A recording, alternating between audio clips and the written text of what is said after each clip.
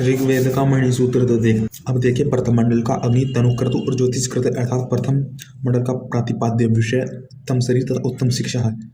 मनुष्य पुष्ट हो तथा सुशिक्षित हो, इसलिए ब्रह्मांड का ज्योतिमय पुष्ट शरीर वही अंतरपिंड में है तो ब्रह्मांड सुंदर दिख रहा है। तो ऐसे ही हम धन के मद को सहन करने में समर्थ हो कि धन मिलाए उससे हम अपना अपना खोए, उससे हम विचलित ना हो, क्योंकि हम उन्नति करनी है, पतन नहीं करना। इसलिए हम अगर हम सुशिक्षित होंगे, स्वयं पर नियंत्रण होंगे, तो हमारा धन हमारे सुख के लिए कार्य आएगा। ये क्षणिक सुख के लिए हमने अपने आगामी श्रेष्ठ सुख को त्याग दिया, श्रेष्ठ उन्नति को त्याग दिया। यह नहीं होना चाहिए, विकास को त्याग दिया। तो यही है कि वह शुद्ध अपवित्र ना हो। अपवित्र वही होता है जो भविष्य के सुख को बाधित करे भविष्य के सुख को, वह अपवित्र धन होता है। अपवित्र है, किसी से चुराया गया है, उस पर हमारा भाव नहीं है, किसी से लिया गया है, उसमें विकास का इस तरह विकास के पर समाप्त हो जाता है, अवसर समाप्त हो जाता है। इसलिए कहा गया है कि चप्पे चप्पे पर इंद्र की सेनाएं होती है, जैसे कि पुलिस होते हैं, ठीक उसी प्रकार ईश्वर हमें हर पग पग पर देख रहा है। इसलिए दूसरों की सहायता कर दो, वरना हम स्वयं उस अधर्म में फंस जाएंगे। इसलिए दूसरों की सहायता करो, जैसे कि अधर्म में न फंसे। क्योंकि तुम जहाँ भी जाओ, देह से परे भी चले जाओ, तो ईश्वर की नज़रों से तुम नहीं बच सकते। तुम्हारा कोई तुम कभी किसी का चुराने की मनसा रख रहे हो तो उस कि तुम बच जाओगे, तुम बचोगे नहीं। ये तुम स्वयं किसी से बचा नहीं सकते, स्वयं किसी और अन्य का वस्तु पदार्थ नहीं बचा सकते, या स्वयं के पदार्थ स्वयं से बचा नहीं सकते। तुम खुद को स्वयं की पदार्थ को दूसरों से नहीं बचा सकते, तो दूसरों के पदार्थ को स्वयं अन्यों से कैसे बचाओगे? तो स्वयं के पदार्थ अन्यों से नहीं बचा सकते, तो अन्य के पदार्थ को अन्न चुराया हुआ तुम्हें हजम नहीं होगा, तुम्हें पचेगा नहीं। इसलिए कहा गया कि ईश्वर हर चप्पे चप्पे पर है। वह वरुण है, वरुण श्रेष्ठ है कि दूसरों की सहायता कर दो, क्योंकि वह इंद्र की सैनिक रूप है। वह महान इंद्र का गण है, गण सैनिक है। गणेश इंद्र से काम में उन्होंने तुम्हारी रास भागदौड़ संभाल रखी है। तुम दूसरों के कहाँ बचा पाओगे? तुम कहाँ सहन कर पाओगे? तुम्हें अंदर का स्वयं का सहन करना, दूसरों से बचा पाओगे? इसलिए ईश्वर का सानिध्य में रहो, दूसरों की सहायता करो, ईश्वर की शरण में रहो, इसलिए सहायता करो। ईश्वर सुरक्षित है, ईश्वर सुरक्षित है, सुरक्षित होना है हमें भी, जिससे कि हम स्वयं भी सुरक्षित महसूस करें, ईश्वर की शरण में आकर सुरक्षित होंगे।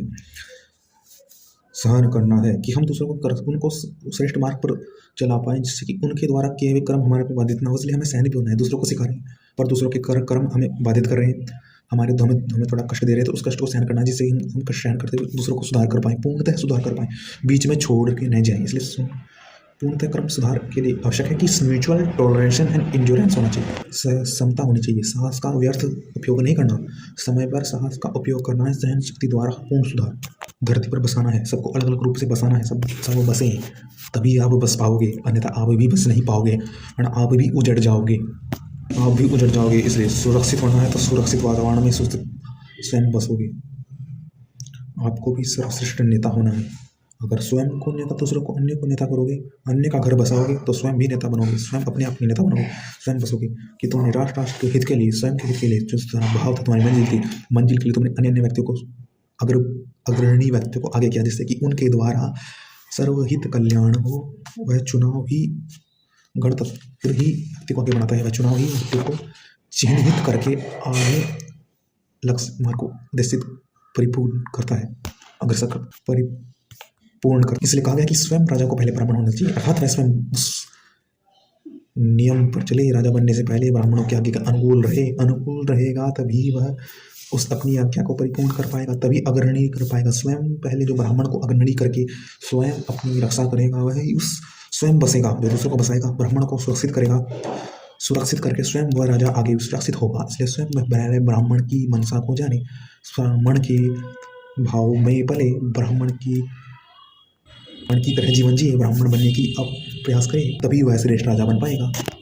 कि जीवन जीने का प्रयास करेगा राजा, ब्राह्मण की जीवन जीने का महत्व जानेगा तो राजा बन।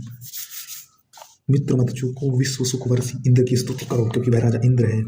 सब कल्याण है तो ब्राह्मण बनता है, फिर इंद्र बनता है, राजा बनता है। तो अभी सब विश्व का मनु बनना है, विश्व मानुषा, एक राष्ट्र, एक नेता बनना है। तो वशिष्ठ, जिसको तुम ब्राह्मण को, वशिष्ठ अपने से बड़ों को आगे करो, जिससे कि तुम भी वशिष्ठ हो, मिलकर इंद्र पद के योग्य समझा जाओगे। तुम स्वयं बढ़ने का प्रयास करो, तभी तुम वशिष्ठ, तुम उनके कर्तव्य पद को वशिष्ठ करो, तुम भी स्वयं अपने कर्तव्य पद में वशिष्ठ हो जाओगे। स्वयं अन्य व्यक्तियों के कर्तव्य पद पर उनको अग्रसर करो, तो तुम भी अपने पद पर अग्रसर हो जाओगे। बसाओ तो स्वयं तुम भी बसोगे। सोम का यही अर्थ है कि जो उत्पन्न निरुपयोगी था वह स्वयं बसने वाला नहीं था, उसने दूसरों को बसाया और स्वयं उपयोगी बन गया, स्वयं बसा। इसलिए सोम का अर्थ है जीवन उपयोगी बनाना। इसलिए वही वधु की इच्छा करता है कि अब वह विवाह भी कर सकता है, क्योंकि वह वनस्पति लाया, उससे जीवन में अमृत भरा। वनस्पति जैसे कि अध्यापक उस स्नातक को वनस्पति का उपयोगी बनाता है, उसका उपयोग सिखलाता है, तो वह श्रेष्ठ हित करता तो स्वयं बसाता है। फिर वह अन्य अन्य आश्रमों में संन्यास में श्रेष्ठ गति को प्राप्त करता है। यही है, सुविज्ञान है। यही राजा वह होता है कि जो दोनों उत्तर पक्षी प्रतिपक्षी की बात को समझकर सत्य का निर्णय करते, उनको एक पक्ष में ला दे कि यह इस शास्त्रार्थ का जो निर्णय पे पूछे कि इसका निर्णय है, यह सत्य का धारण करे, सत्य को धारण कर सत्य का निर्णय करे, सत्य को प्रदर्शित करे, सत्य का उजागर करे, वह राजा को प्रेरित करे। वह राजा वह आरंभ करता है, एक वाग्धारा प्रवाह करता है शिष्य में अपनी की विशेषण है। वह राजा स्वयं का भी होना चाहिए, दूसरों तक की दूर तक की सोचने वाला हो कि यह इसका निर्णय है, यह इसका भाव है। अपने पक्ष सत्य के पक्ष को परिपुष्ट करिए, वह ही ब्रह्मचारी मधुर सुनने वाला होगा। अन्यों तक उस रस भरी वाणी को, उस दूर तक की सत्यता को देख सकता है, विश्व का हित करने वाला होगा। अपनी सत्य से अनुपम प्रमाण से वह सब ज्ञान को जानेगा और धारण करेगा।